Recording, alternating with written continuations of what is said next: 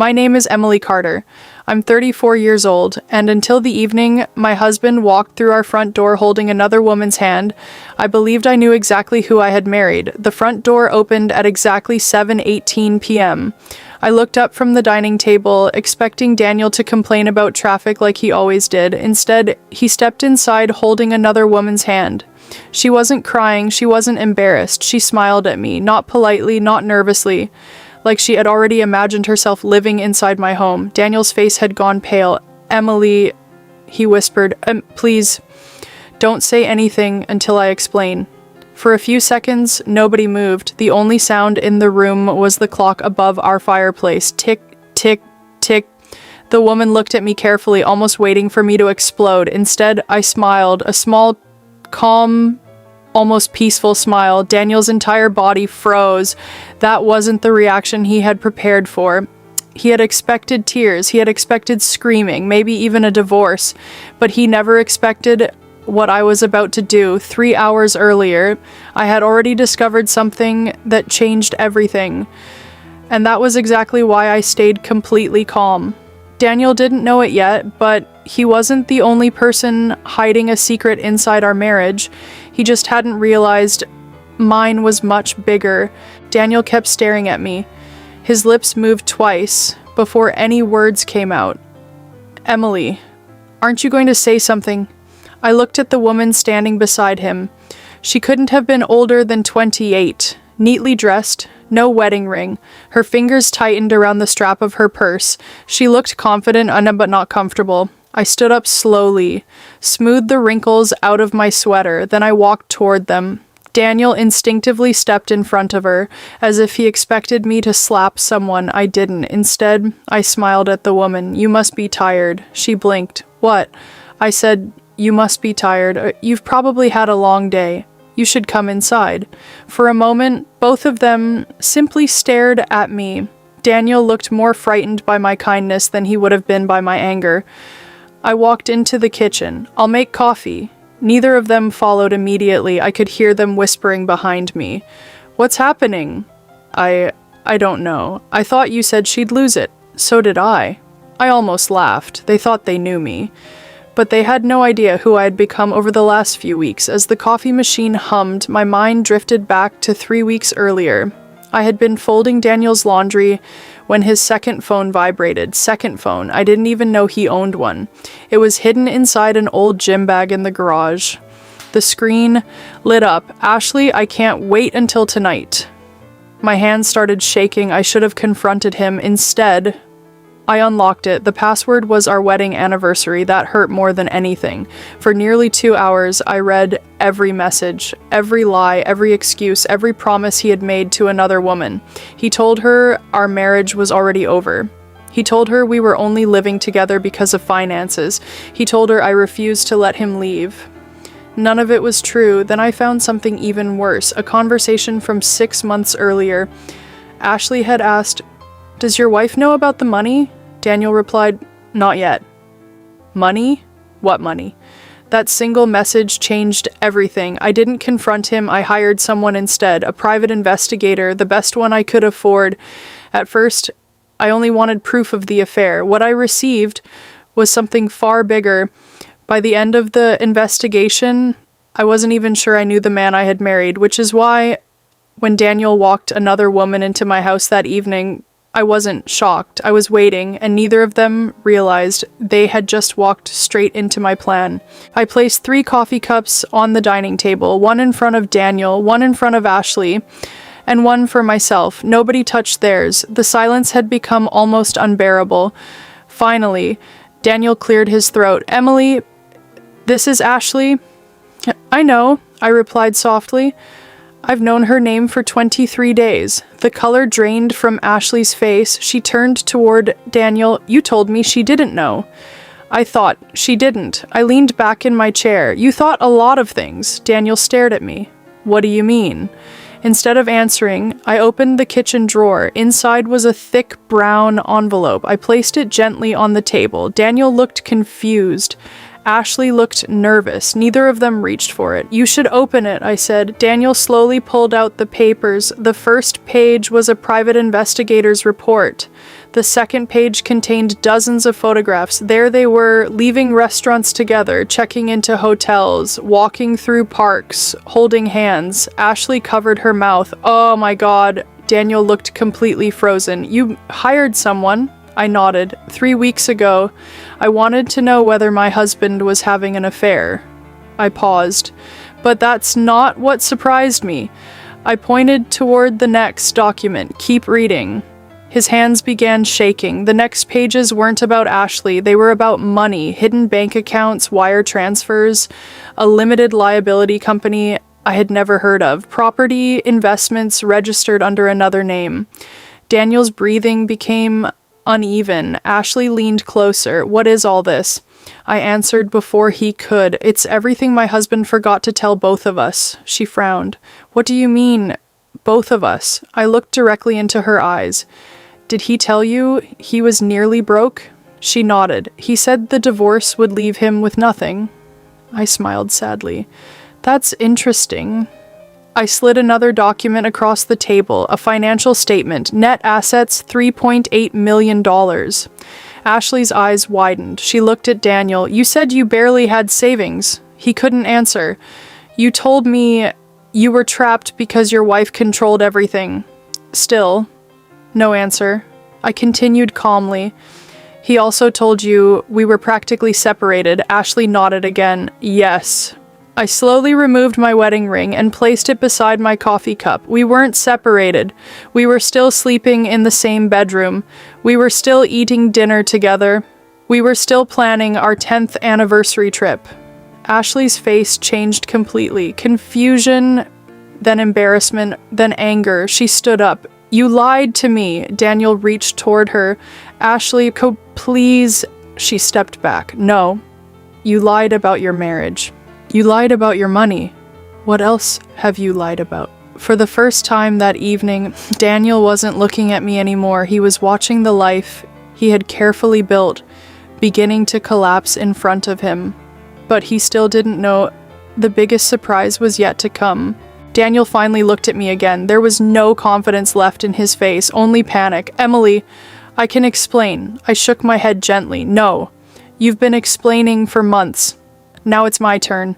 Ashley remained standing beside the table. She looked trapped. I didn't know any of this, she whispered. I swear. I believe you, I said. Daniel's head snapped toward me. You believe her?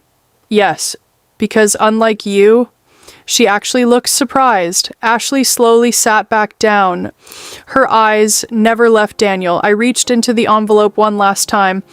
This, I said quietly, is why I stayed calm. I placed a small velvet folder on the table. Daniel frowned. What is that? Open it. His hands trembled as he unfolded the papers. The first page was from a law firm. The second was a legal notice. By the time he reached the third page, his face had turned completely white.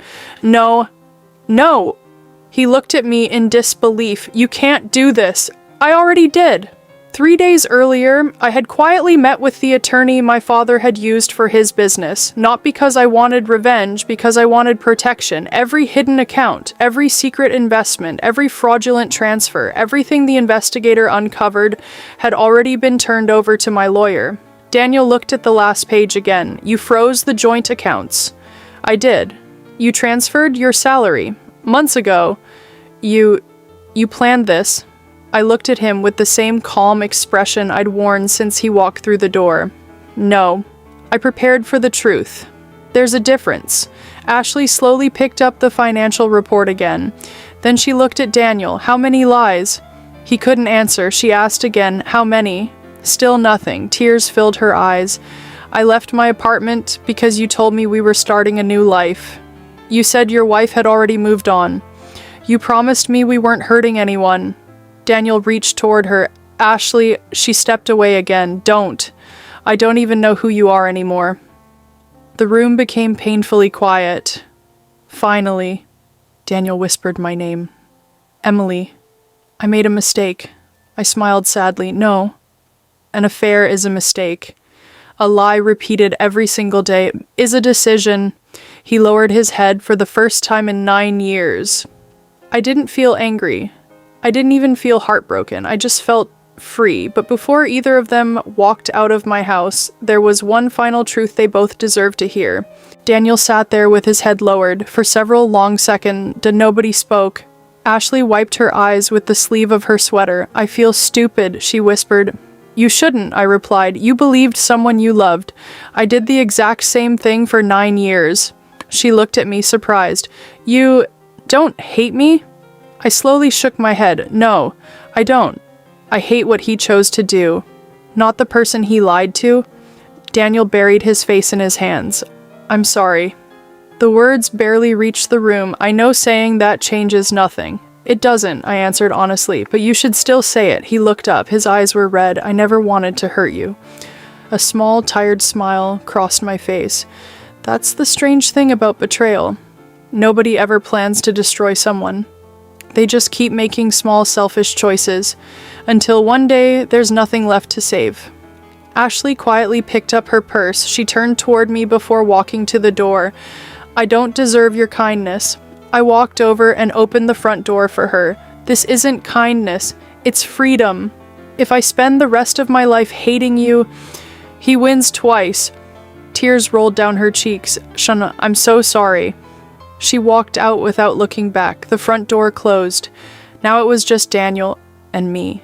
The house suddenly felt enormous. He looked around the living room, every picture on the wall, every vacation photo, every Christmas ornament. 9 years of memories. "I've destroyed everything." I nodded slowly. "You did. I kept waiting for you to tell me the truth. Every single day.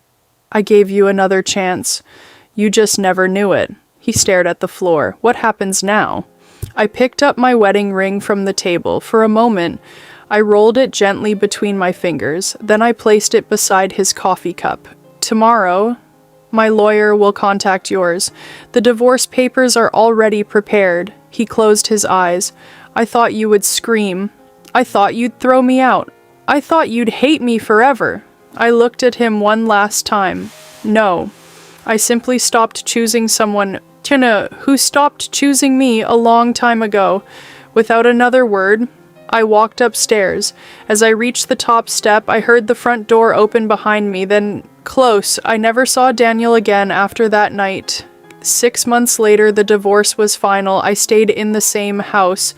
Not because of the memories, but because I refused to let someone else's betrayal force me out of the life I had built. Sometimes people ask me if I regret staying so calm. I always give them the same answer. No. Because anger would have given him one last piece of me. My peace was something he had no right to take. And that's the lesson I carried with me. The strongest person in the room isn't always the loudest one. Sometimes true strength is walking away with your dignity still intact, leaving the person who betrayed you alone with the consequences of their own choices. 1 year later, I was sitting in the same kitchen. The same coffee machine hummed in the background. The same sunlight poured through the window, but everything else had changed. The silence no longer felt heavy. It finally felt peaceful. My phone buzzed. It was a message from Ashley. We hadn't become best friends. Life doesn't work like that, but every few months, she'd send a short message asking how I was doing. This one simply read, "Thank you for showing me what real strength looks like." I smiled, then locked my phone. A few minutes later, there was another knock at my front door. This time, I wasn't afraid to answer it. It was my neighbor, Mrs. Henderson. She held out a small apple pie. "I baked too much again," she laughed, "and you don't have to keep feeding me." "I know," she smiled. I just wanted to check on you." People often think healing arrives with some dramatic moment. It doesn't. Healing arrives quietly. A neighbor knocking on your door, sleeping through the night for the first time in months, laughing at something without feeling guilty, realizing an entire day has passed, and you didn't think about the person who broke your heart. That was healing. A few weeks later, I received one final email from Daniel. No excuses, no promises, no requests to come back, just one sentence. "I finally understand that losing you wasn't my punishment. Becoming the man who could lose someone like you was." I read it once, then closed my laptop. I never replied. Not because I hated him, because some conversations don't need another ending, they're already finished. That evening, I walked through my living room and noticed something strange. The house no longer felt like the place where my marriage ended. It felt like the place where my life began again. For years, I believed love meant fighting to keep someone. Now I know, real love never asks you to lose yourself just to keep another person comfortable. If someone can lie to you every day and still expect your trust, they never deserved your heart in the first place. Walking away wasn't the hardest thing I ever did. The hardest thing was believing I deserved better. Once I finally believed that, everything changed, because sometimes the greatest victory isn't making the person who hurt you suffer. It's refusing to let their choices define the rest of your life. And if you're listening to my story while wondering whether it's finally time to choose yourself, this is your sign. Choose peace. Choose dignity. Choose the life waiting for you on the other side of betrayal. One day you'll look back, not at the moment they broke your heart, but at the moment you stopped letting them hold it. That was the day I truly became free.